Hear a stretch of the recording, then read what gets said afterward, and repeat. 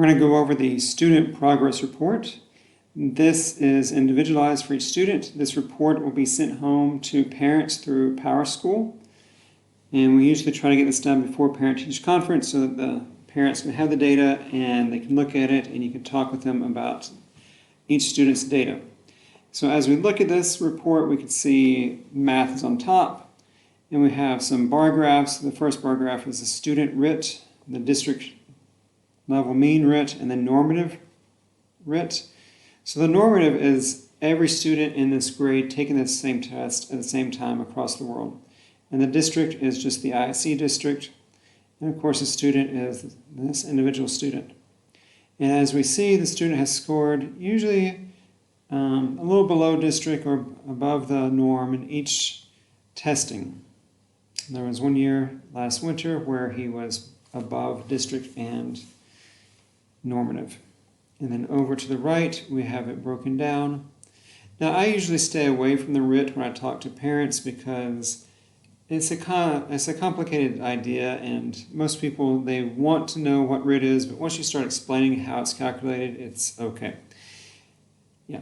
But what I usually focus on is the percentile range, and this shows me where the student has been in relationship to his peers. And so if you think of it like this, if you lined up students from 0 to 100, and we had 100 would be the highest, 0 would be the lowest, this student would be in the 62nd percentile. So he's above average compared to what the average is of 50%. But if we look in the past, we see that he's been 81%, 78, 76. So there was some growth that we saw starting in winter 2019 until winter 2020. And then this year, he dropped off 19 points, or 19 percentile points. And we can talk about why that is.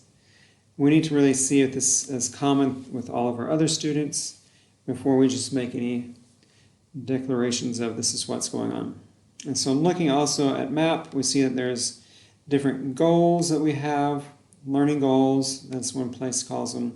We have the 4 in math, and we see that he has high average in this category and just average in the other 3. Going to reading, it's pretty much the same. We have the same bar graph. He is above the district and the norm in every year. We look at his percentile and we see, okay, there was one dramatic drop off from 89% to 23%, and then he was back up to 76%, so maybe that was just an outlier. And then he's been continuously 91 to the upper 80s, and then started dropping off and dropping off. And then with this, we can see, does this student need more of a challenge or what?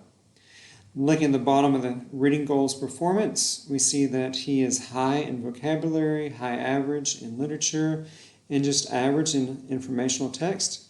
And so what this tells me is if I'm doing a small group, I really want to focus on informational text. Also in reading, we get the Lexile range. WIS does not use a Lexile range, but you can use this to find a chart online that correlates it to ER. Then we have the language usage, and again we see has been high and above average compared to the district and the norm. And we see steadily in the 80s or the upper 70s in the percentile. And so this is how you can talk to your parents and your students about how to use this report that will be sent to them through PowerSchool. I would also recommend you printing this off online and just having it ready to pass out for your PTC.